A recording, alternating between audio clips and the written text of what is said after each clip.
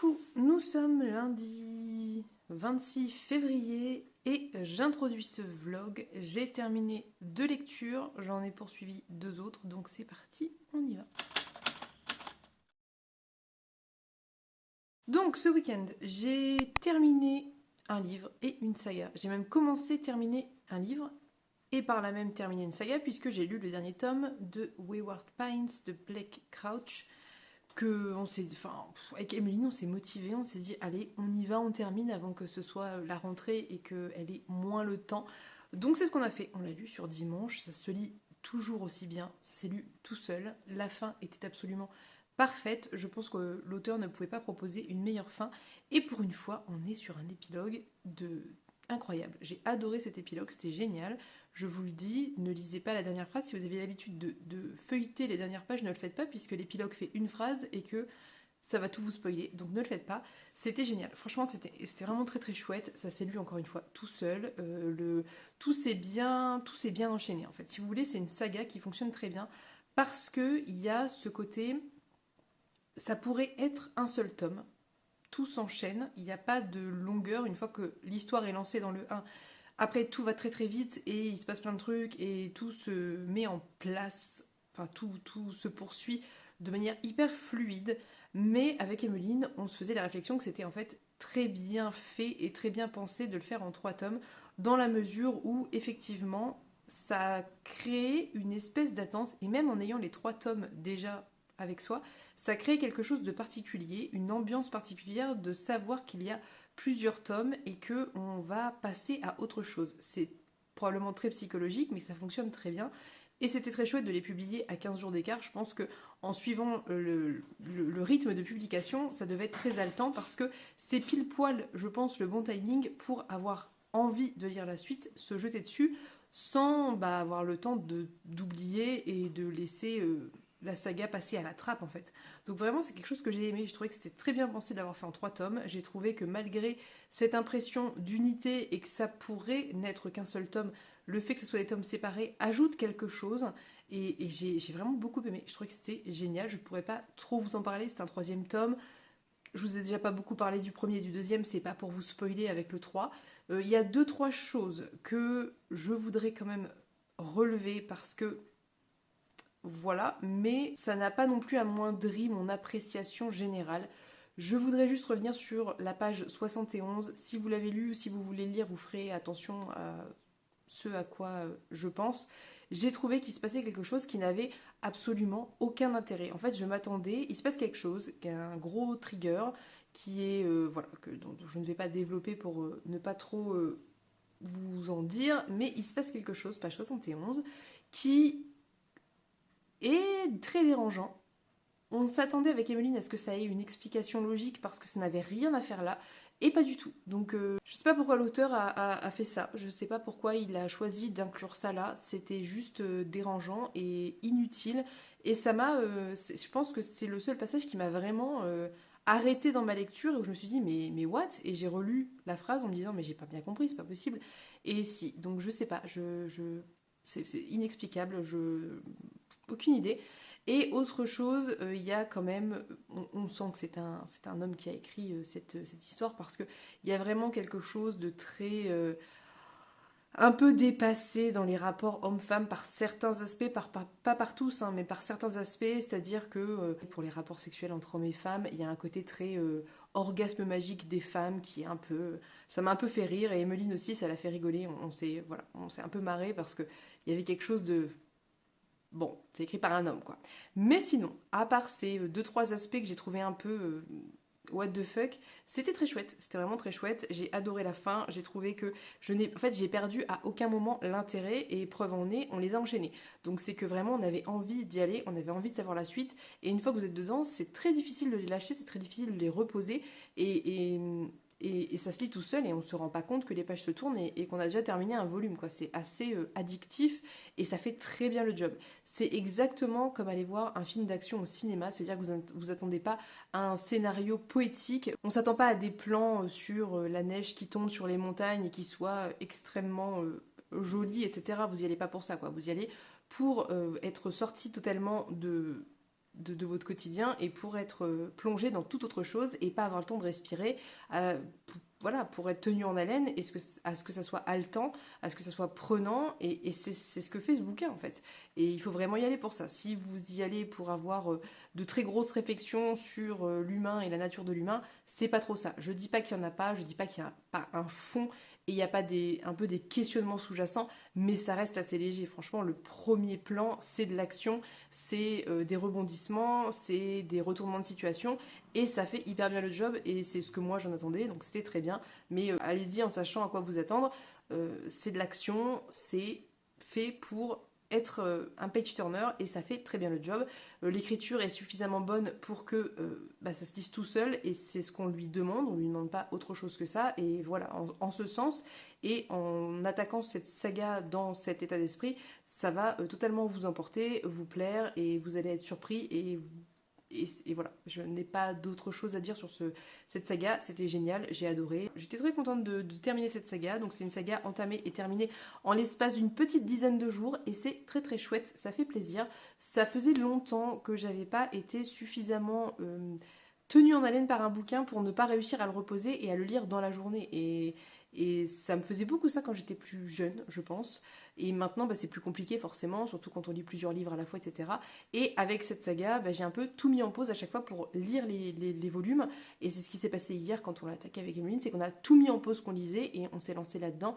Et c'est chouette, vraiment, ça fait du bien. Donc très chouette saga, très contente, je vous recommande. Encore une fois, si vous recherchez ce que j'ai pu évoquer précédemment, allez-y parce que ça va faire le job et c'est génial.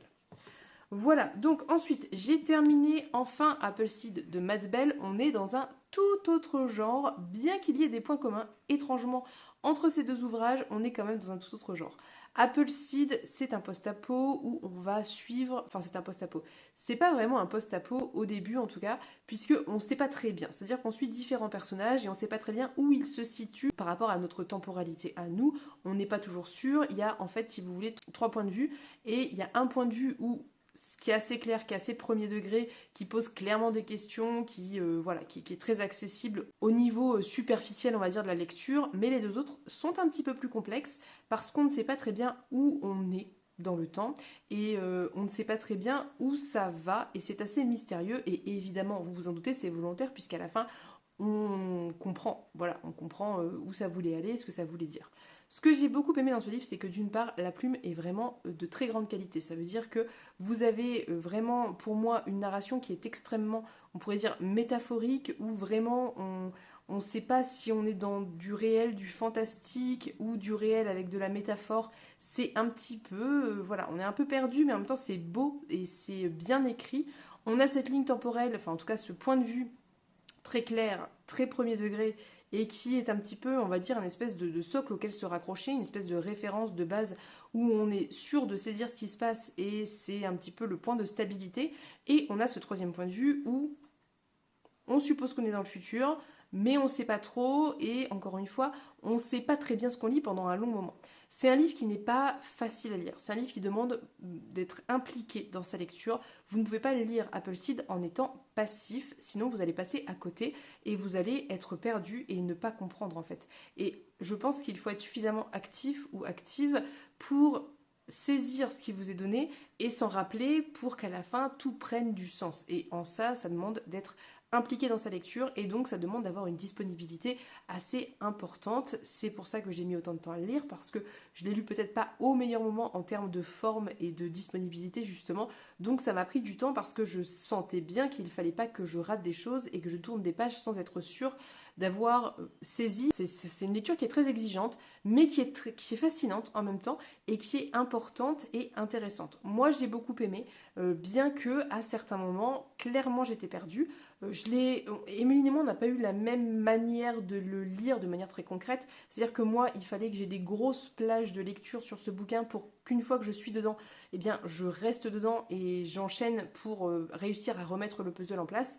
Alors qu'Emeline, par exemple, avait besoin d'une lecture plus fragmentaire orientée parce que c'était une lecture exigeante pour elle et moi, hein, mais dans le sens où elle, il fallait qu'elle pose à chaque fois un petit peu dans son esprit ce qui s'était passé et qu'elle intègre.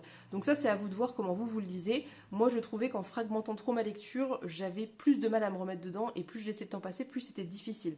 Donc vraiment, je vous garantis, c'est une lecture qui est assez exigeante. En tout cas, moi, j'ai trouvé et Meline aussi a trouvé. Mais c'était vraiment très chouette et j'ai beaucoup aimé la fin. J'ai trouvé qu'il y avait quelque chose de très intéressant dans l'aspect métaphorique et j'ai trouvé qu'il y avait de vraies questions qui étaient posées, qui étaient soulevées par rapport à l'humanité notamment, et ça rejoint encore une fois des questions que j'ai pu lire très récemment et notamment dans celle qui a tous les dons. Est-ce qu'on peut considérer que si l'humanité vient à disparaître, c'est la fin de la vie? Et c'est intéressant parce que on se considère comme le centre du monde, et c'est dit mot pour mot dans le bouquin. Les humains se considèrent être comme le centre du monde. Est-ce que vraiment il faut à tout prix qu'on survive? Est-ce que finalement, si on disparaît, la planète ne s'en porterait pas mieux? La réponse est quand même assez simple à deviner, vu ce que l'humanité fait à la Terre. Mais c'est intéressant parce qu'évidemment, on comprend ce côté et ce besoin de survivre en tant qu'espèce, parce que c'est inscrit, je pense, dans l'instinct de toutes les espèces de survivre. Et en même temps, le côté rationnel de notre cerveau nous fait dire que c'est peut-être pas une bonne chose, en tout cas pour les autres espèces vivantes et pour la planète. Il y a vraiment des questions hyper intéressantes qui sont posées, autant en termes de technologie que d'écologie, que de manière d'envisager la vie et les vies de façon plus large. Il y a un côté aussi, et je pense que la couverture le laisse présager quand même assez facilement, un côté aussi métaphorique, assez biblique, c'est-à-dire qu'il y a des choses qui sont reprises de références bibliques qui sont très intéressantes, très bien menées. J'ai beaucoup aimé tout ce qu'il y avait autour justement des pommiers, des pommes et des graines et des pépins en tout cas de pommes. C'était hyper intéressant, c'était très très métaphorique. Concrètement, voilà, on n'est pas sur une lecture qui a tous ces niveaux de lecture aussi accessibles les uns que les autres. Ça veut dire qu'il y a celui que vous êtes sûr de pouvoir suivre, de comprendre de bout en bout et qui est assez évident. Il y a celui qui au début n'est pas clair mais petit à petit va se révéler et ça va faire sens au fur et à mesure. Et il y a cette lecture très métaphorique qui n'est pas très accessible, pas très claire, mais vous pouvez interpréter ça aussi un petit peu comme vous voulez. Donc, si vous avez envie d'une lecture qui est assez exigeante, avec une très belle plume, avec des idées très intéressantes, qui est assez engagée politiquement, écologiquement, et qui a des références assez poétiques, assez presque mythologiques, bibliques quoi, ça peut vraiment le faire. Il y a plein d'autres références mythologiques que je n'évoque pas ici, mais en rapport avec les faunes, les nymphes, enfin voilà, qui est très intéressant. Je pense vraiment que ça peut vous plaire. Par contre, encore une fois, je vous le dis, il faut être disponible mentalement quand on attaque ce livre pour pas passer à côté. Moi, je suis sûre que je suis passée à côté de certaines choses. Je suis persuadée que ce livre mériterait une relecture, que je ne ferai pas dans l'immédiat parce que j'ai encore la tête assez pleine de tout ça et je pense qu'il faut que je digère quand même. Mais voilà, j'ai bien aimé la fin. Elle n'est pas très claire, elle est assez ouverte, mais reste très intéressante. Et j'aime bien le point de vue, en fait, finalement, de l'auteur sur l'écologie, la nature, la planète, etc. Donc vraiment, c'était une chouette lecture. C'était pas simple, mais c'était intéressant, c'était prenant. Et ça a ce côté un petit peu où votre cerveau est un peu malmené, en fait. Et c'est aussi assez plaisant. C'est une autre façon d'envisager et d'écrire du post-apo qui est assez différente de ce que j'ai pu lire dernièrement. Je trouve que c'est assez unique en son genre en fait et c'était très chouette. C'est un peu un ovni je trouve, donc en tout cas si jamais ça vous tente et que ce que je vous ai dit ne vous fait pas peur, je vous conseille de le tenter parce que c'est hyper riche, hyper dense mais hyper bien fait, bien écrit et prenant. Donc j'ai terminé ces deux lectures, j'étais très contente de les terminer, elles me restent toutes les deux assez en tête parce que marquantes dans deux genres totalement différents. J'ai avancé la lecture en VO de If We Were Violence de ML Rio, donc ça c'est mon exemplaire français. Puisque je l'ai en français, je me permets de reprendre certains passages pour être sûr de bien comprendre. Je me rends compte que je comprends en fait très bien la version anglaise, donc c'est plutôt chouette.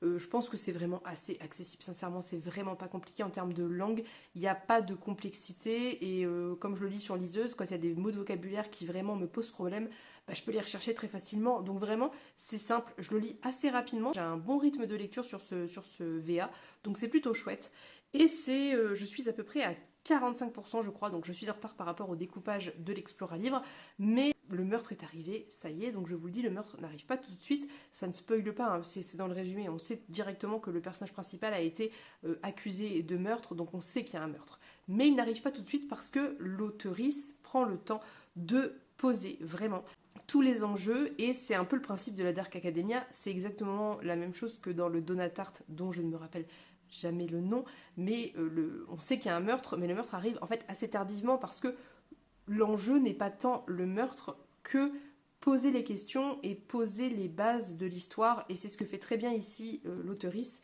Je trouve ça très chouette, j'aime beaucoup. J'aime beaucoup le fait qu'on ait un narrateur qui ne soit pas forcément fiable, on ne sait pas dans quelle mesure ce qu'il dit est vrai ou pas, et il y a tout ce côté, on sait que c'est un comédien, on sait que sa vie est imprégnée par la comédie, par Shakespeare et par le fait de rendre les choses plus poétiques et théâtralisées qu'elles ne le sont. Donc on sait qu'il n'est pas forcément fiable.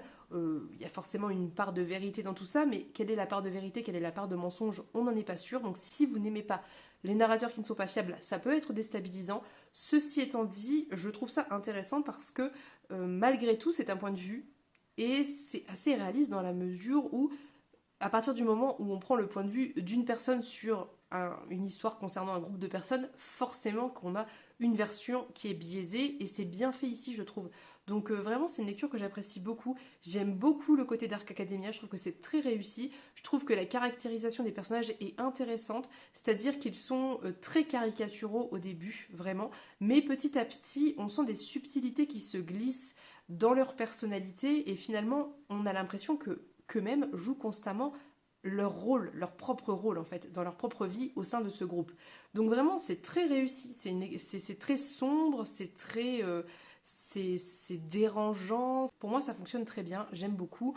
Je pense que je n'aurais pas la même appréciation du bouquin si je l'avais lu que en français, parce que j'aurais peut-être eu une lecture plus subtile, puisque j'aurais mieux compris nécessairement, même si je comprends l'anglais, je ne peux pas apprécier la plume de l'auteurice parce que j'ai pas un niveau suffisant encore pour pouvoir me dire ah bah ça c'est bien écrit, ça c'est pas bien écrit, alors qu'en traduction, même si ça implique d'autres problèmes, on s'entend bien, j'aurais peut-être plus saisi certaines nuances, certains choix, enfin voilà, certaines subtilités que j'ai peut-être pas autant en anglais, mais en même temps, c'est très chouette aussi d'avoir le texte dans sa version d'origine, et je suis sûre qu'il n'y a pas des contresens. Ce que je lis, c'est ce que l'auteurice a choisi de dire, donc il n'y a pas de contresens dans la traduction. Après, je dis pas que la traduction est mauvaise du tout, hein, j'en ai aucune idée, je ne suis pas du tout traductrice, je n'y connais pas grand-chose. On le sait tous et toutes, je pense que vous avez tous et toutes vu que je reprenais petit à petit la lecture de l'anglais, et que ça devenait de plus en plus fluide, etc. Mais pas au point de pouvoir me permettre d'avoir un jugement sur la manière dont sont traduites les choses. Ceci étant dit, voilà, je sais que parfois les traductions font des contresens, les traducteurs et traductrices choisissent des mots qui sont peut-être pas exactement ce qui aurait été pris. Enfin voilà, vous voyez ce que je veux dire. Donc il y a toujours des subtilités qui se glissent quand on lit de la traduction. Là au moins j'ai accès au texte d'origine, mais du coup j'ai pas les subtilités. Soit. Donc bref, je parle beaucoup trop longtemps d'un livre que je n'ai pas terminé, mais j'aime beaucoup. Je pense évidemment le terminer cette semaine, c'est l'objectif, puisque on va bientôt être en mars et il est temps que je le termine. Donc je vais mettre un petit coup de collier maintenant qu'on est dans une espèce de deuxième partie post-meurtre, donc en tout cas post-décès, parce que meurtre, c'est discutable, enfin, discutable oui et non. Bon bref, je vais pas vous en dire plus. Mais soit. Donc ça, c'est en cours. Ça aussi, c'est toujours en cours. Je suis à la moitié de manière très officielle, je pense qu'on peut le dire. Oui, j'ai même passé un petit peu la moitié. Je l'ai un petit peu mis en pause le temps que les filles puissent avancer, parce que je veux pas je veux qu'on soit quand même, qu'on arrive à en parler, puisque c'est une LSC, c'est un peu l'intérêt. Donc je pense que si je l'avais lu toute seule, je l'aurais lu beaucoup plus vite, mais du coup, j'aurais pas avancé ça. Donc l'un dans l'autre, c'est plutôt pas mal de m'obliger à attendre un petit peu les filles pour qu'on puisse en échanger dessus. Je ne vais pas vous en dire grand chose de plus, je vous signale juste que je l'avance tranquillement à mon rythme, que c'est toujours aussi dur, violent, trigger et tout ce que vous voulez, mais aussi que c'est très beau. J'aime énormément la relation de Betty et son père, j'aime énormément la manière dont le père voit la vie, qui est d'une part un peu occidentale, parce que ça reste un homme Cherokee certes, mais qui a clairement grandi avec les codes occidentaux des Blancs, mais malgré tout, il y a toute cette culture très différente qui imprègne sa vision de la vie, qui imprègne la manière dont il éduque ses enfants, et c'est hyper beau en fait, c'est très très beau, c'est très poétique sa manière de voir les choses. Enfin bref, je vous en reparlerai en détail, promis. Mais j'aime énormément, et par contre, ouais, il y a un chapitre sur deux où il se passe un truc horrible, hein. C'est-à-dire qu'on a un chapitre sur deux où il se passe une violence de type, on pourrait dire, racisme ordinaire, même si c'est pas un très beau mot, et l'autre chapitre, il se passe un truc ultra, ultra trigger et violent et horrible et traumatisant. Donc c'est une lecture qui est difficile, je m'y attendais, j'étais prévenue, c'est pour ça que j'avais un petit peu repoussé, mais le génie de cette autrice, c'est de réussir à faire du beau malgré tout, quoi. Donc bref, j'adore, je pense que de manière évidente, Tiffany McDaniel va passer dans mes autrices préférées. Je vous en reparlerai. Elle sort d'ailleurs enfin, en tout cas, elle a sorti, je pense, en VO un livre qui va sortir prochainement chez Gellmeister, qui a été traduit, qui sort en mars, je crois, que je serais très curieuse de découvrir. Je crois qu'on change un petit peu d'ambiance et de paradigme, mais j'ai l'impression que l'autrice aime bien garder des thématiques, mais avec des contextes différents. Donc c'est quelque chose qui me plaît beaucoup. Voilà, c'est tout. Je n'ai rien avancé d'autre, je pense. Je pense que j'ai beaucoup trop parlé pour une introduction. Donc, je vais vous laisser pour aujourd'hui. Je vous dis à plus tard. Coucou, on se retrouve, nous sommes mardi 27 janvier. Je reviens faire un point lecture aujourd'hui puisque finalement j'ai le temps. Donc c'est très bien puisqu'hier j'ai lu et terminé Sweet Harmony de Claire North. Et je voulais vraiment vous en reparler. Quelle lecture exceptionnelle. Alors, je vais vous faire un résumé très court parce que c'est très court. En gros, on suit Harmony, qui est une jeune femme qui a la petite trentaine, qui vit dans une espèce de société, très très jolie d'ailleurs, une société futuriste, un peu futuriste, où en gros les gens peuvent avoir des nanos qui leur permettent d'augmenter, d'améliorer certaines choses physiques et aussi au niveau de la santé. Donc à l'origine, Harmony a des nanos pour ne pas tomber malade, enfin un petit peu comme on ferait des vaccins, quoi, pour pas choper des grosses maladies type grippe, enfin voilà, les trucs dangereux. Et petit à petit, bien évidemment, plus elle va grandir, plus elle va se rendre compte que pour être considérée dans sa société, il faut être la plus belle, la plus parfaite possible, et donc elle va avoir de plus en plus de nanos. Et quand commence ce roman, elle a un espèce d'énorme furoncle qui pousse sur son menton, et elle panique. Et je vous laisserai découvrir pourquoi et ce qu'il se passe. C'était vraiment une très très bonne lecture. Déjà, premièrement, la plume de Claire North, un gage de qualité pour moi. Cette femme a une plume extrêmement acérée, extrêmement pointue. Elle tape là où ça fait mal. Ce livre est minuscule, ce livre parle de tous les travers de nos sociétés, et notamment de tout ce que la société exige des femmes. Et c'était incroyable, c'était génial, c'était intelligent, c'était bien écrit, c'était glaçant, c'était fascinant, c'était dérangeant, tout ce que vous voulez, c'était incroyable, j'ai adoré. Donc en gros, vous vous doutez bien qu'on va parler évidemment d'attente sociale, c'est-à-dire que Harmony se retrouve dans ce cercle infernal où il faut, pour trouver du travail, être la plus belle possible, être la plus parfaite possible, et pour ça, deux possibilités en fait. Soit on fait du sport, on fait des très gros efforts pour parvenir à un résultat qu'on ne maîtrise pas forcément toujours très bien, soit on achète ces fameux nanos qui font ça tout seuls et qui ne demandent rien d'autre que de l'argent, sauf qu'elle va se rendre compte qu'évidemment il y a un revers à ces abonnements qu'elle prend sur son téléphone en un clic de manière très très très facile et beaucoup trop facile, puisque en fait c'est des abonnements qui se renouvellent constamment, qui coûtent des sommes faramineuses, et il y a 1500 options possibles. Et ça va la mener très très très très loin, autant en termes financiers, d'ennuis financiers, qu'en termes de santé, puisque c'est comme prendre des médicaments, il y a des médicaments qui ne sont pas compatibles, et là c'est un petit peu la même chose. Donc il va se passer plein de choses dans sa vie, et elle va connaître finalement le sommet et la chute de cette espèce de piédestal. On va parler de tout ça, on va parler vraiment de cette espèce de besoin d'être parfaite, quitte à se pourrir la vie, cette facilité à s'améliorer et à se changer. Typiquement, c'est une personne qui ne sourit pas énormément, et on attend des femmes qu'elle sourit, donc elle va prendre un anneau qui lui permet de sourire constamment, et elle va, ça va changer sa personnalité en fait, ça va jouer sur sa personnalité, en tout cas extérieure, parce que finalement à l'intérieur, elle est toujours elle-même et en fait elle est très seule et très triste et elle se rend bien compte de ce pied qu'elle a mis dans un engrenage qui la dépasse et à quel point il est pratiquement impossible de s'en sortir parce que son employeur attend d'elle qu'elle soit ce qu'elle est là, son petit ami attend d'elle qu'elle soit toujours plus parfaite et etc etc etc et c'est assez infernal et assez douloureux.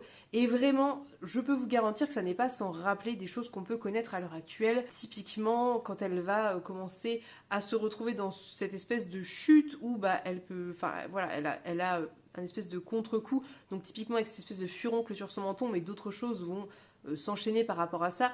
Elle va avoir le regard des gens, en fait, mais au lieu de ces gens qui la regardent avec admiration parce qu'elle est belle et parfaite, ce regard de dégoût, ce regard de rejet parce qu'elle a des boutons, parce qu'elle a des poils qui vont commencer à pousser, parce que, enfin, des choses en fait très très naturelles.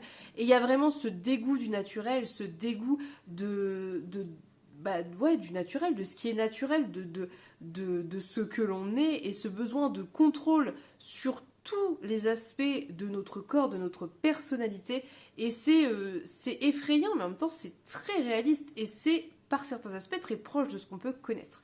C'était génial, ça dénonce bien évidemment aussi le fait de monnayer le système de santé parce qu'au-delà de l'aspect très esthétique et peut-être un peu futile de la chose, il y a aussi un côté santé beaucoup plus concret et terre à terre. Imaginons par exemple que vous feriez un AVC, les nanos vont le détecter, vont détruire le caillot et s'arranger pour contacter les urgences. Enfin voilà, c'est aussi, il y a un côté aussi très santé et aussi une santé qui n'est plus accessible à tout le monde parce que ça coûte très cher à chaque fois d'acheter un abonnement pour chaque spécialisation et plus on vieillit, plus on a besoin de différents services. Et là, on parle de santé, on parle plus juste d'esthétique. Donc vraiment, il y a un côté de dénonciation de la monétisation, du capitalisme autour de la santé, autour des attentes sociales, bien évidemment, notamment physiques des femmes. Ça va aussi parler de relations toxiques, ça va aussi parler de sexualité et de comment, quand on est une femme, la société attend de vous de certaines choses, une certaine disponibilité sexuelle, un certain enthousiasme, quoi qu'il arrive, vous devez être disponible et enthousiaste pour le sexe. Ça dénonce 1000 choses en si peu de pages et c'est tellement incroyable. L'autrice ne s'arrête pas, c'est une mitraillette, c'est-à-dire que à chaque page, à chaque chapitre, elle va aborder quelque chose et elle va le faire de manière concise, précise, efficace. Et c'est une claque en fait ce livre, c'est une grosse claque, c'est une énorme dénonciation de 1001 choses vers lesquelles on tend, vers lesquelles nos sociétés tendent et c'est extrêmement bien écrit et la fin était incroyable, j'ai beaucoup aimé la fin. C'est une fin qui est marquante par plein d'aspects et j'ai adoré, franchement j'ai adoré cette lecture mais qu'est-ce que c'est génial, enfin... Je pourrais même pas vous parler de tout ce dont ça parle parce que ça parle vraiment d'énormément de choses. Ça parle de libération, ça parle d'émancipation, ça parle d'acceptation de soi, ça parle, enfin voilà, de 1000 choses que vous pouvez imaginer qui découlent des choses que j'ai pu évoquer précédemment.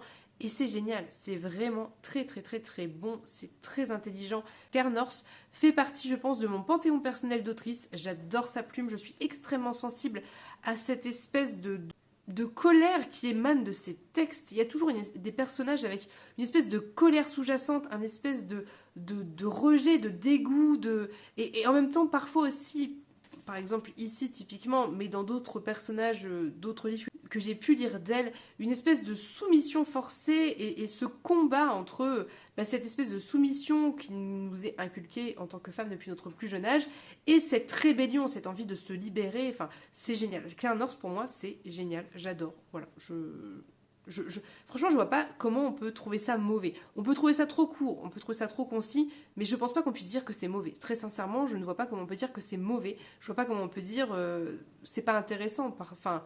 Bon, après, voilà, tous les goûts, comme toujours, mais ça me paraît quand même assez difficile.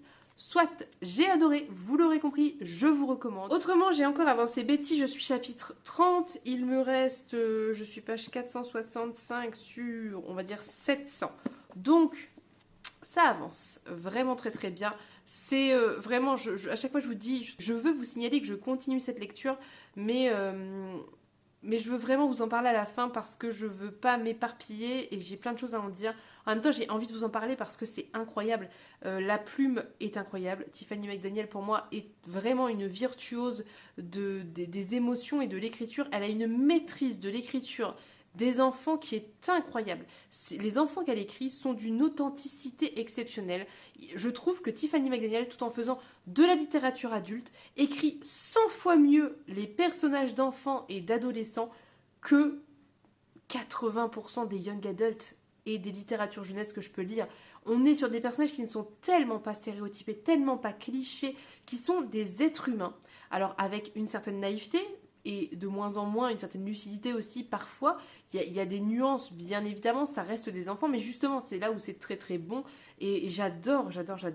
Je vous avoue que je pensais être détruite par ce livre, mais en fait, on est au-delà de ça. Ce livre me révolte, ce livre me met en colère. Le sentiment dominant que j'ai quand je lis Betty, c'est de l'horreur et de la colère. Je suis horrifiée par ce que je lis.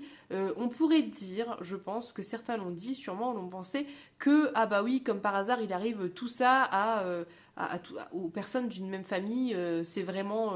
Enfin, je vois le genre de choses qu'on pourrait reprocher à ce livre, mais ça serait tellement... Dire ça, pour moi, c'est tellement méconnaître les fonctionnements de notre société, c'est tellement méconnaître ce qu'est être une femme dans une société patriarcale, à plus forte raison dans les années 60 aux États-Unis. Donc, moi, ça me semble pas trop, ça me semble en fait tellement...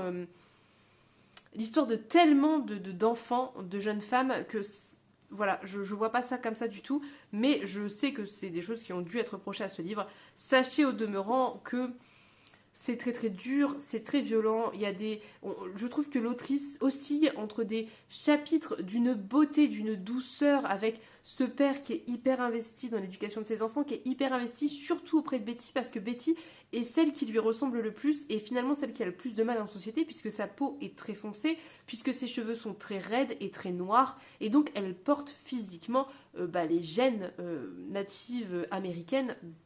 Voilà, elle les porte sur elle, quoi. Elle est discriminée et maltraitée pour ça.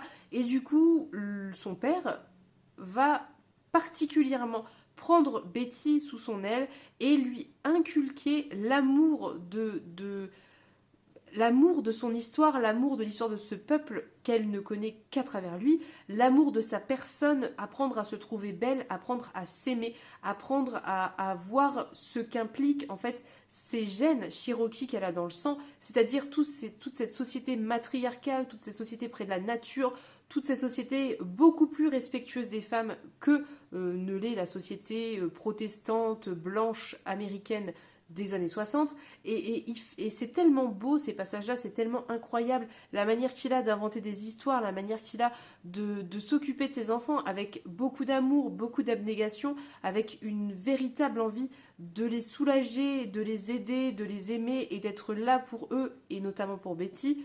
Et le chapitre d'après, vous pouvez tomber dans la pire des horreurs, la pire des histoires, la pire des descriptions. Et je trouve que ce qui est terrible, en fait, et très très bon aussi, c'est que Tiffany McDaniel parvient vraiment avec une justesse exceptionnelle à vous faire ressentir ce que ressentent les personnages, et très souvent, et c'est pour ça que ça provoque plus de colère que de tristesse chez moi, très souvent ce que ressentent les personnages c'est de l'injustice et de l'incompréhension. Les victimes, les femmes surtout qui sont victimes de certaines choses par certains hommes notamment, ressentent profondément de l'injustice et de l'incompréhension, de la douleur et de la trahison, mais c'est pas de la tristesse. Et du coup, je suis tellement imbibée par les émotions de ces personnages, tout en étant spectatrice de ce qui leur arrive, que je suis en colère, et que je suis révoltée, et que j'ai envie de casser des têtes, quoi. Ça me retourne, c'est terrible, et c'est beau, et c'est dur, et c'est plein de trigger warning, et concrètement, si tout ce qui concerne les viols, l'inceste, et autre chose de ce genre est trop difficile pour vous, vraiment, je pense que c'est pas du tout un livre à lire, parce que très sincèrement, l'autrice ne rentre pas dans des détails voyeuristes et glauques, à mon sens, mais elle fait ça d'une manière où vous avez l'impression de vivre la scène. Voilà, franchement, on n'est pas extérieur. Soit on est dans le corps de la personne qui vit ça, et on ressent ce que je vous ai dit précédemment, soit on est dans la tête de la personne qui voit et qui observe et qui est témoin de ça, et du coup, ça s'arrête sur des détails qui sont choquants, qui sont pas des détails glauques, très sexualisés, mais des petites choses, mais qui, je sais pas, qui retournent l'estomac en fait. Et ça peut être très dur à lire si vraiment ce genre de trigger, c'est trop compliqué pour vous, je pense vraiment pas qu'il faut y aller, parce que, voilà, c'est très... Ça se ressent, ça se vit en fait, je trouve. Et très sincèrement, je pense que ce que fait ici Tiffany McDaniel, c'est vraiment une grande réussite parce que sans tomber dans le dégoûtant, sans tomber dans le je décris des choses révoltantes de manière très sale, elle arrive malgré tout à vous faire vivre ces choses. Je sais pas si vous voyez ce que je veux dire.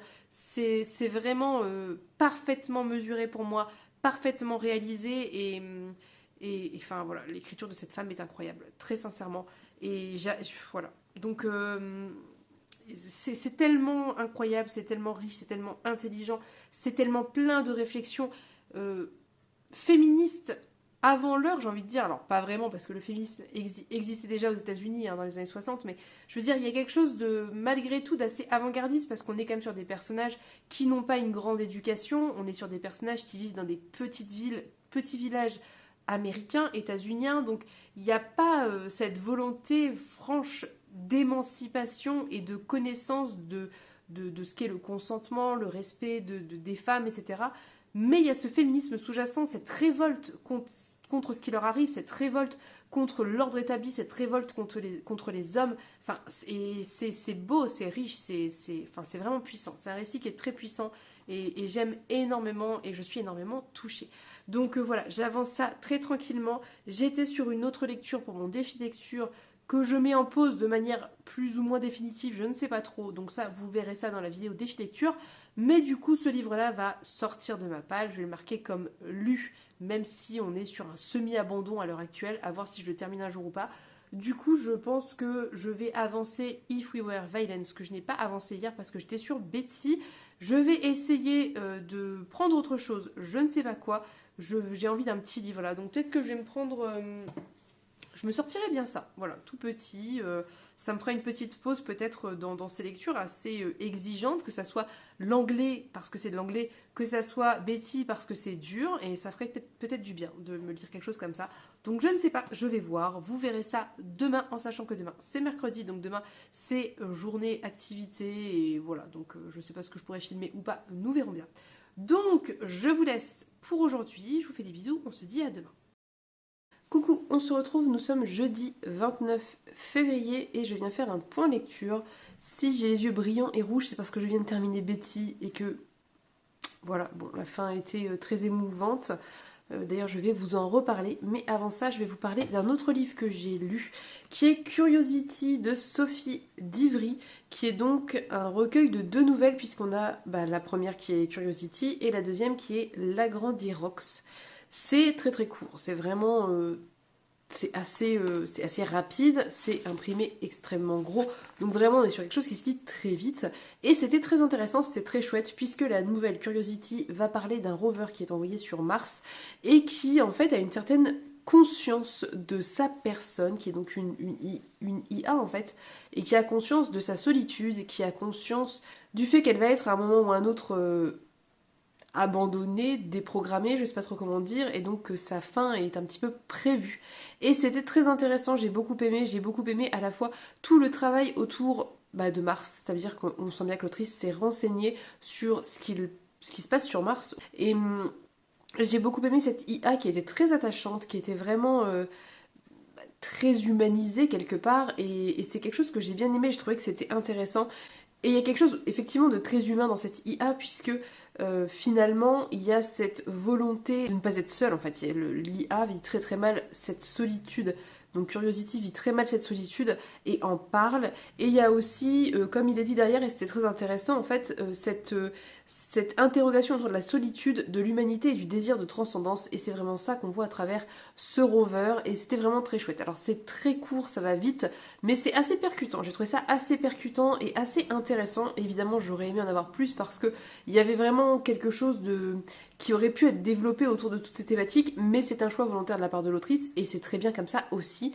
La deuxième nouvelle, La Grande Irox, était hyper intéressante dans un tout autre genre, mais j'ai beaucoup aimé, puisque ça se passe pendant le confinement. Et donc une femme de 70 ans qui vit seule avec son chat va être contactée par téléphone par une entreprise pour recevoir gratuitement un échantillon d'Agrandirox, et donc qui est vendu comme quelque chose qui a priori peut faire grandir l'espace intérieur d'un logement par pulvérisation. Bref, je vous laisserai découvrir, mais c'était intéressant, ça posait pas mal de questions aussi, ça avait presque un côté un peu horreur à un certain moment parce que ça tombe dans quelque chose qui dépasse en fait ce que la femme s'attendait à vivre, et c'était aussi intéressant sur d'autres sujets un peu annexes mais dont on parle bien trop peu, à savoir le fait d'être une personne d'un certain âge, seule, et ça a interrogé aussi d'autres choses qui sont très rapidement évoquées mais qui sont intéressantes, notamment sa sexualité. Donc c'était vraiment très chouette, j'ai beaucoup aimé.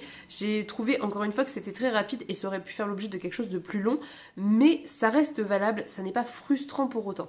Donc vraiment très contente d'avoir découvert ça, je suis très contente d'avoir découvert cette autrice que je ne connaissais absolument pas, qui est donc une écrivaine française. Donc une lecture sympathique. J'ai bien évidemment, comme je vous l'ai évoqué en démarrant cette vidéo, terminé la lecture de Betty de Tiffany McDaniel, qui était une lecture, rien que de voir la couverture ça m'émeut, c'était incroyable, c'était vraiment incroyable. C'est une lecture qui m'a ça m'a fait un petit peu le même effet que l'été où tout a fondu, mais là c'était peut-être plus puissant dans la mesure où ça parle de sujets qui me touchent directement en tant que femme et qui touchent aussi d'autres femmes que je connais, les femmes de mon entourage et même celles que je connais pas, mais c'était incroyable, franchement c'était incroyable en termes d'émotion. C'était, alors je crois que je vous l'ai déjà dit et je vous le redis, effectivement il y a énormément de trigger warning dans ce bouquin, vraiment beaucoup. En fait je trouve que l'autrice est vraiment une personne dotée d'un talent. Alors je dis pas qu'elle travaille pas, je pense qu'il y a beaucoup de travail évidemment aussi, mais elle a, je pense quand même, une sensibilité particulière qui fait qu'elle arrive à retranscrire des choses d'une violence sans nom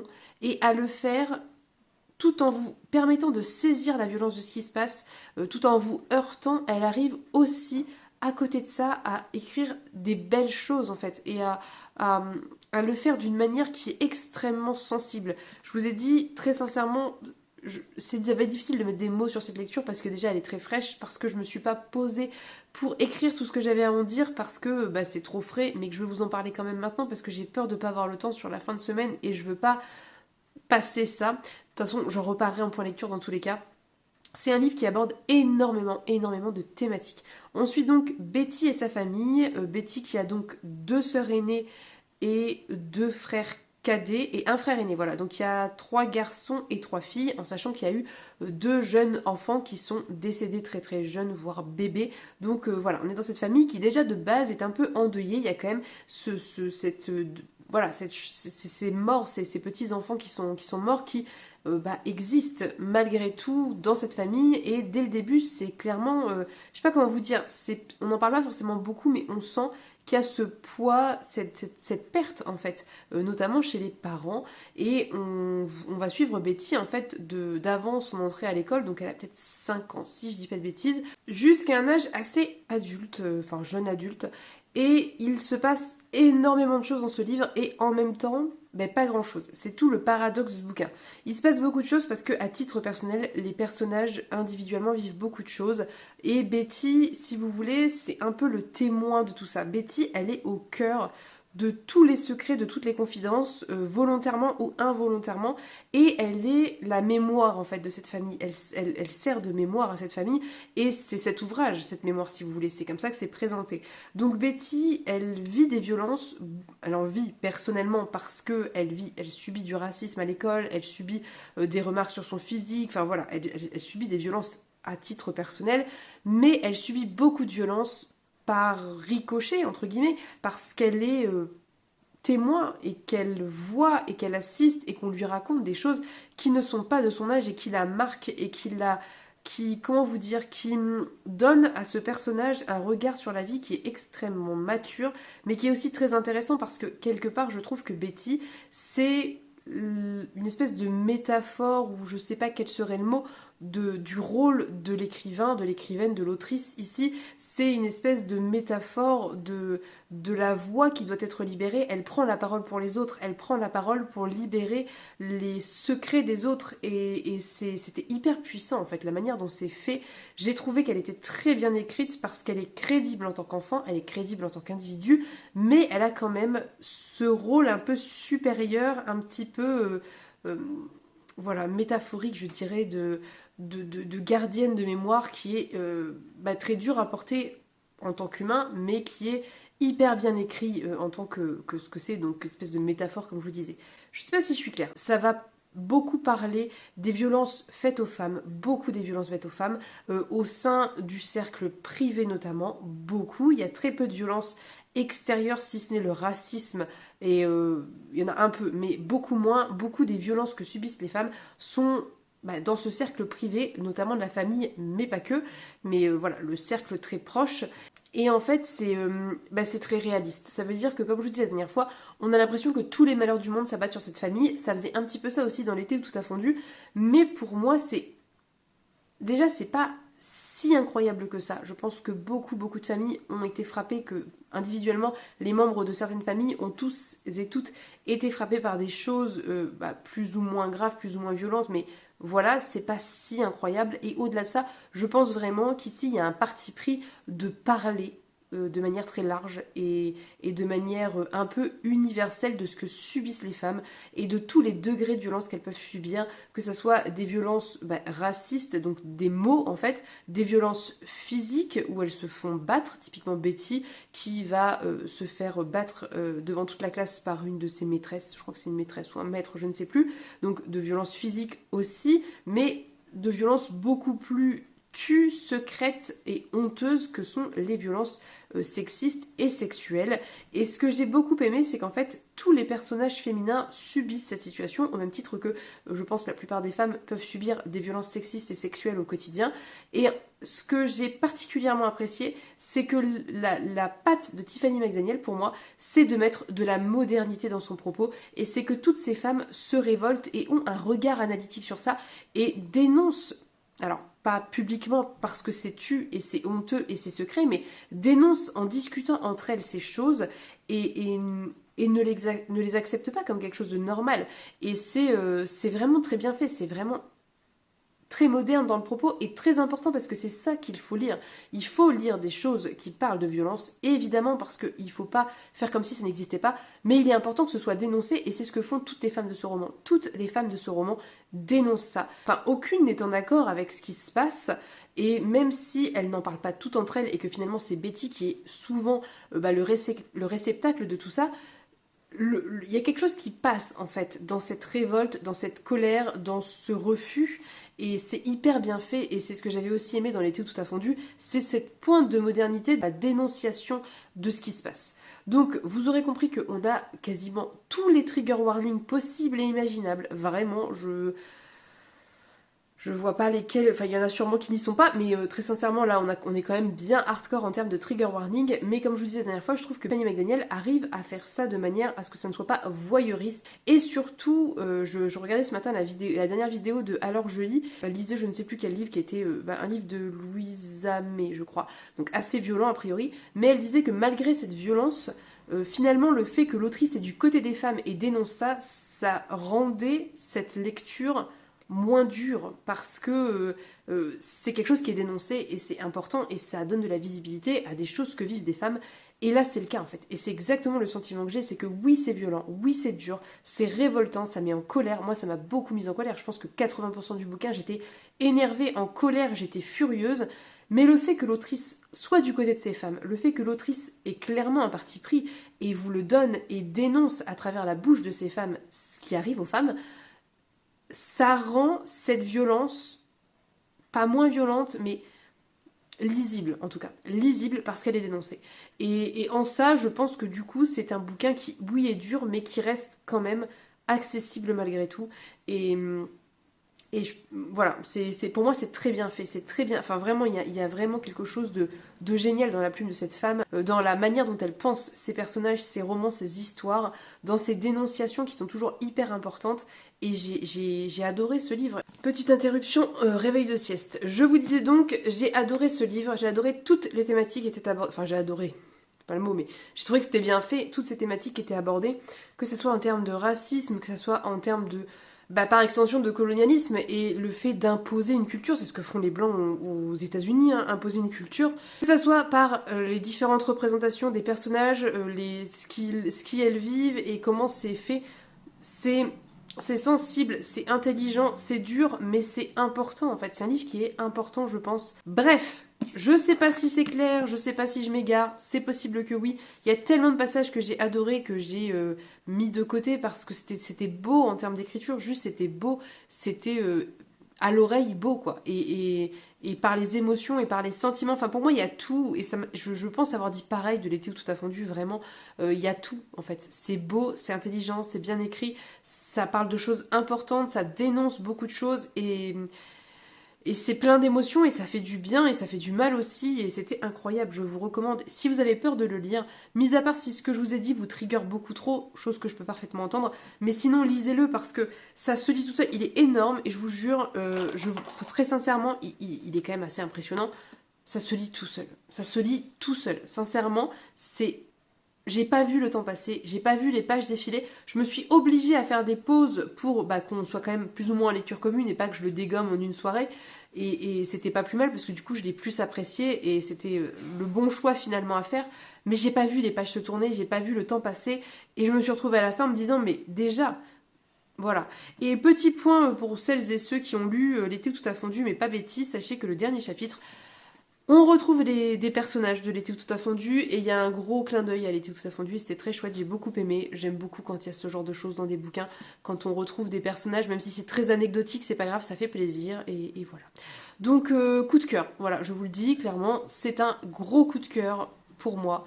C'était... je sais pas, je peux pas vous dire si c'était parfait ou pas, parce que à mon sens c'était parfait, mais je pense qu'il y a des choses à en redire et je suis sûre que certaines personnes en rediront des choses, mais pour moi c'était incroyable, exceptionnel, je me suis laissée porter, j'ai adoré et je vous le recommande. Voilà, sinon j'ai beaucoup trop parlé de Betty, donc je vais être très rapide. J'ai attaqué mon défi lecture de février, c'est pas trop tôt, mais ça va se lire très vite, donc je vous en reparlerai dans la vidéo dédiée. Et il me reste, donc j'en suis à l'acte 4 en VO. Donc il me reste plus grand chose au final. Donc j'essaye un petit peu toujours de suivre sur la version française. Mais c'est une lecture que j'aime beaucoup, je vous en reparlerai. Et j'aimerais bien lire un ou deux mangas dans la foulée, pourquoi pas. Et nous verrons ce que nous attaquerons ensuite. En sachant que je suis en lecture commune avec Pénélope sur 6 couronnes écarlates. Ça y est, c'est officiel, on a entamé cette lecture. Voilà, vous savez tout. Je pense pas pouvoir filmer demain. Donc je pense que demain, voilà, vous n'aurez pas de nouvelles de moi. Mais je reviendrai clôturer comme d'habitude samedi et vous reparler, voilà, terminer ma semaine, vous dire où j'en suis dans tout ça, ce que j'ai attaqué d'ici là. Bref, je vous laisse pour aujourd'hui. On se dit à plus tard.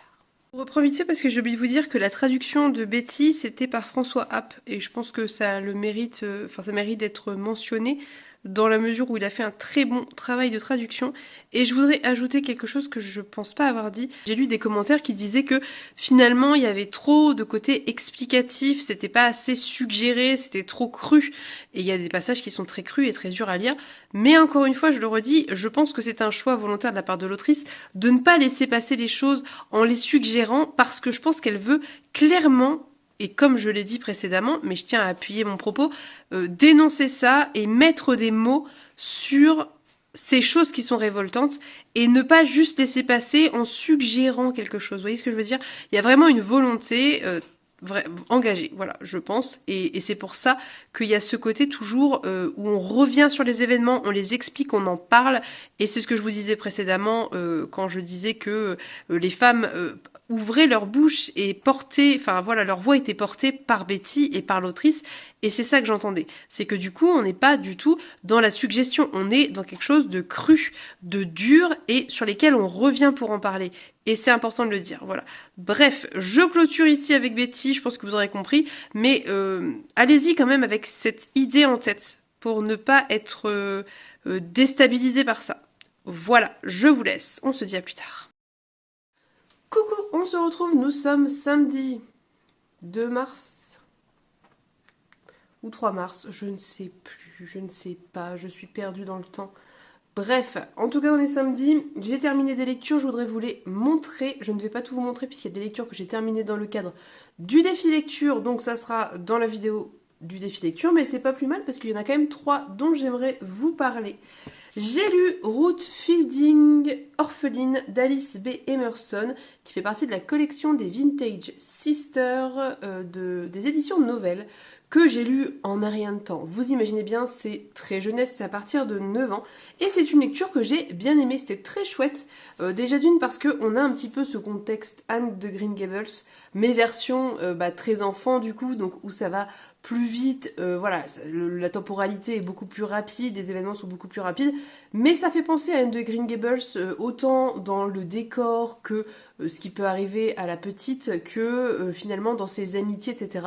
Et c'est une ambiance que j'aime beaucoup, je trouve que c'est très sympa. Pour moi, c'est une lecture jeunesse qui est très sympa, d'autant qu'on retrouve la jeune Ruth qui compte bien faire des études, qui a bien l'intention de mener sa vie comme elle l'entend, bien qu'elle n'ait pas toutes les armes pour, hein, c'est pas évident. Elle est orpheline, elle débarque chez son oncle qui a pas très bonne réputation, qui a la réputation d'être assez radin et assez, voilà, pas vouloir dépenser de sous. Donc du coup, elle est un petit peu inquiète parce qu'elle a peur qu'il ne veuille pas qu'elle aille à l'école. Il y a tout un développement autour de ça, il y a un petit mystère aussi où, voilà, il y a une espèce de petit mystère, une petite quête. C'est très sympa, franchement, c'est très chouette.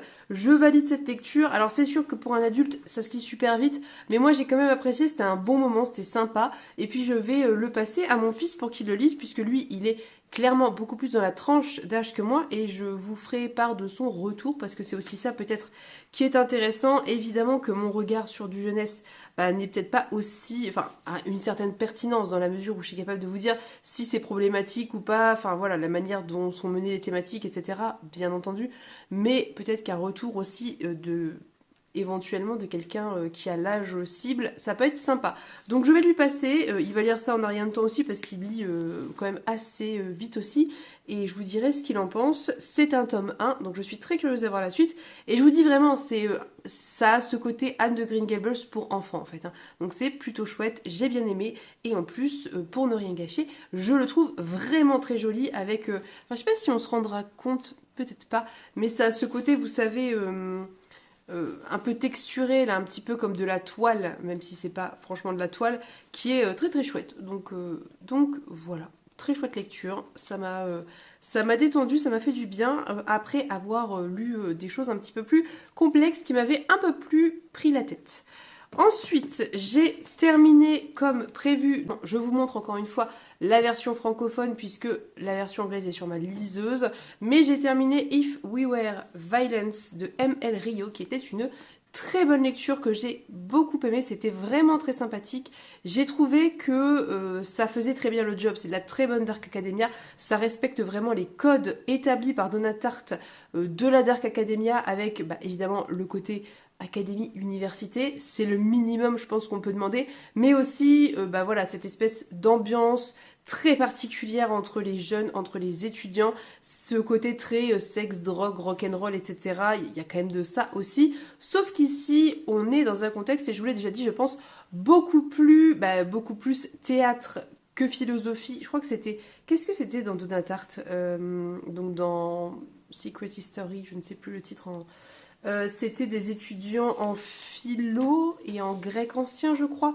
Ici, je préfère, moi personnellement, le côté théâtre, et j'ai préféré dans l'ensemble cette lecture. Je ne saurais pas vous dire pourquoi, je dis pas que le Donna Tartt est mauvais, mais en fait, on m'a tellement hypé sur The Secret History que je m'attendais à un truc incroyable et qu'en fait, j'ai été un peu déçue. Mais bref, peut-être que je le relirai un jour à l'occasion pour voir si mon avis a changé, mais je l'ai lu il n'y a pas si longtemps, enfin, il y a genre 5-6 ans, c'est pas si vieux que ça. Soit, du coup, ici, pour en revenir à l'objet du propos, donc ça se passe dans une école supérieure de théâtre où on suit des étudiants, et donc nous on suit une année en particulier, la dernière, la 4e et dernière année, et évidemment, au fil des années, il y a eu un peu un écrémage, donc on est sur la crème de la crème des étudiants, puisque c'est ceux qui restent. On est dans un contexte très shakespearien, puisqu'il n'étudie a priori que Shakespeare, ne montre que des pièces de Shakespeare, et ça imprègne fort le texte. Alors, il y a une certaine liberté qui est prise dans les citations de Shakespeare, d'après ce que j'ai compris en note de fin, mais c'était très chouette parce que ça apporte quelque chose de très particulier, une ambiance très particulière, ce côté citation qui se mélange au texte, et aussi finalement ces personnages très stéréotypés de tragédie qui vont se mélanger aux personnages très stéréotypés de la Dark Academia, et ça fait un mélange qui fonctionne très très bien. Donc vraiment c'était très chouette, j'ai beaucoup aimé, j'en reparlerai beaucoup plus longuement lors du live Explora Livre, j'ai pas grand chose à vous en dire en fait, si ce n'est que évidemment ce qui est dénoncé ici c'est tous les travers des universités et de l'élite universitaire états-unienne bien entendu, mais il y a aussi évidemment ce côté très page-turner de savoir ce qui se passe, comprendre ce qui se passe. Il y a quand même une grosse montée en tension qui pour moi est très bien réussie, enfin c'est vraiment très chouette, au-delà du côté dénonciation etc, il y a un côté très addictif que moi j'ai beaucoup aimé, et vraiment j'ai bien accroché, j'ai bien adhéré, je trouvais que l'anglais était très facile, je me suis un peu référée au français parfois pour être sûre de comprendre, et franchement ça s'est fait tout seul, donc c'était génial. On en reparlera lors du live Explora Livre qui sera donc le 9 mars à 20h sur la chaîne de Juliette avec Pénélope et Kim du compte Instagram Everbookie, donc n'hésitez pas à nous rejoindre, voilà, je pense que ça va être très intéressant. Dernier livre que j'ai lu hier avec Emmeline, c'était Ikiro de Benoît-Marie Lecoing. Et très sincèrement, ça n'était pas une réussite. Donc Ikiro, je vais vous dire ce qui est écrit derrière parce que je serais bien en peine de vous le résumer. Ikiro, jeune étudiant en architecture de l'université de Tokyo, tombe follement amoureux de Midori, une jeune femme dont il sera passionnément épris par-delà le temps et l'espace. Débute alors un voyage à la lisière entre deux mondes, guidé par le chat Pumpkin. Quotidien et merveilleux se mêleront dans cette histoire d'amour vertigineuse, un hommage à un Japon magique peuplé de yokai et d'animaux bavards. Est-ce que la passion des deux amoureux triomphera de la frontière entre le réel et le rêve? Voilà, c'est un service de presse aussi que j'ai reçu de la part de la maison d'édition, je vous l'avais montré en vidéo. Et ça ne l'a pas fait pour moi. Alors déjà, j'ai pas tellement accroché avec l'écriture. C'est pas un style d'écriture qui fonctionne avec moi. J'ai trouvé que ça avait un côté très pompeux. Je sais pas trouver le mot exact, mais il y a quelque chose d'assez... Voilà, de ce goût-là, mais je trouve plus le mot, je ne me rappelle plus le mot, c'est pas pompeux le mot, mais bref, vous aurez compris. Et ça l'a pas fait avec moi, dès le début, j'ai eu un petit peu de mal du coup à rentrer dans l'histoire. Et au final, j'ai assez rapidement été déstabilisée parce que on est sur des espèces de... C'est même pas des chapitres, c'est des parties très courtes où s'enchaînent pendant un certain temps, je dirais un tiers du livre, presque la moitié, des faits un petit peu anecdotiques sur la vie de ce personnage qui se veulent être, je pense, empreint de l'ambiance japonaise, sauf que moi je n'y ai pas tellement cru. Je pense que c'est le côté, voilà, c'est l'écriture qui a desservi peut-être pour moi, qui a fait que je suis pas rentrée dedans et que j'y ai pas tellement cru. J'ai trouvé qu'il y avait un côté un petit peu catalogue de références de culture japonaise, et voilà. Donc bon, voilà, il y a des livres comme ça, vous vous mettez dedans et ça le fait pas, ça fonctionne pas, c'était le cas ici avec moi, ça l'a pas fait, ça n'a pas fonctionné, c'est comme ça, c'est pas grave. Je pense que c'est un style très particulier qui peut plaire à certaines personnes, je pense qu'il faut essayer pour savoir, si vous avez l'occasion de le feuilleter en librairie ou à la médiathèque pour voir si l'écriture vous plaît, faites-le parce que c'est particulier, c'est une écriture qui est assez particulière. Donc ça c'est une question purement de goût, c'est mes goûts à moi qui ne sont pas rentrés. Voilà, ça n'a pas matché avec le bouquin. Autre point qui m'a un peu dérangé plus loin dans le livre, parce que je l'ai lu en entier, c'est que finalement cette histoire d'amour, moi je m'attendais à une histoire d'amour, vraiment, et en fait c'est pas tant une histoire d'amour que ça. Le personnage d'Ikiro va avoir un comportement qui est un petit peu malsain vis-à-vis du personnage de Midori, qui m'a un peu dérangé. Alors l'auteur, heureusement, signale que ce comportement n'est pas sain, il le précise, il le dit, mais il dit aussi que Ikiro ne s'en rend pas compte, mais c'est vrai que c'est malaisant, franchement c'est malaisant. Même si je savais que ça n'était pas cautionné par l'auteur, ça m'a quand même dérangé, ça met toujours un peu mal à l'aise, ce côté voyeuriste, c'est vraiment un truc qui met mal à l'aise, et voilà, et bref, je vais pas plus y revenir, j'ai pas grand chose à ajouter dessus. Si vous aimez les ambiances japonisantes, pas japonaises parce que l'auteur n'est pas japonais, et il n'y a pas vraiment cette cette ambiance purement typiquement japonaise, ce qui est normal puisque nécessairement cette écriture très particulière fait partie, enfin c'est quelque chose qui émerge aussi avec la culture propre du pays, donc une ambiance japonisante, je précise bien, et ce genre de récit un petit peu, il y a ce côté très flash de la vie d'un personnage, avec un côté parfois où en tout cas pendant un certain temps, en fait c'est assez anecdotique, et ensuite on va rentrer dans une histoire. Peut-être regardez si ça peut vous plaire, si l'écriture fonctionne avec vous, feuilletez-le. Voilà, avec moi ça l'a pas fait, j'ai pas réussi à rentrer dedans. Je suis contente de l'avoir découvert tout de même parce que cette couverture m'intriguait, elle est vraiment magnifique, très très belle couverture, comme toujours très beau travail éditorial de la part des Forges de Vulcain. Ça, il n'y a pas de problème, mais voilà. C'est tout pour les livres que j'ai lus, à part ceux pour le défi lecture bien évidemment. Par contre, j'ai attaqué plein d'autres livres parce que je suis très ambitieuse. J'ai attaqué en lecture commune 6 couronnes écarlates d'Elisabeth Lim avec Pénélope. Je ne vais pas vous en parler aujourd'hui puisque j'ai bien trop parlé, je vais conclure ce vlog, mais on en reparle promis dans le plan d'ouverture. Donc on a attaqué ça, on n'a pas si mal avancé, vous voyez, on est presque à la moitié. Donc on en reparlera la semaine prochaine.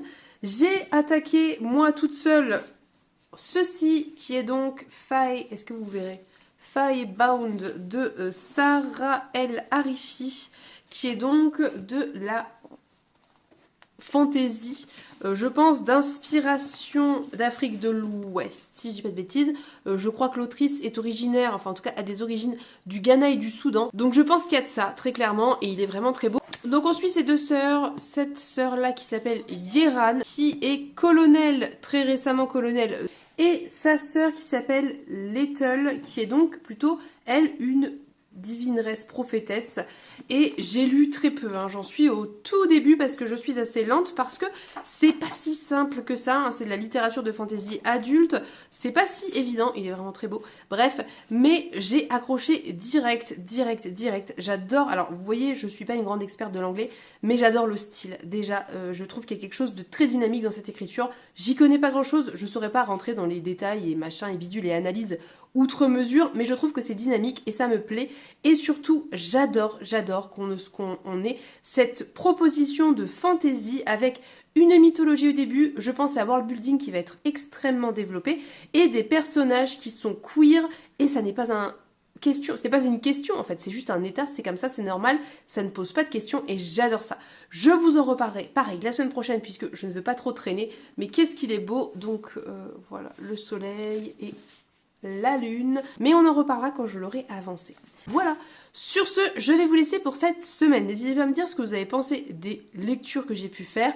N'hésitez pas à me dire si certaines ont lu Bound, du coup en anglais puisqu'il n'est pas traduit. Ce que vous en avez pensé, je serais curieuse, ça m'intrigue énormément. Je suis, enfin sans me spoiler évidemment, mais je suis à fond, ça me plaît trop. Et voilà. Donc, je vais vous laisser, je vous fais de très gros bisous, je vous souhaite une très belle journée. On se dit à bientôt pour une prochaine vidéo. Bye bye!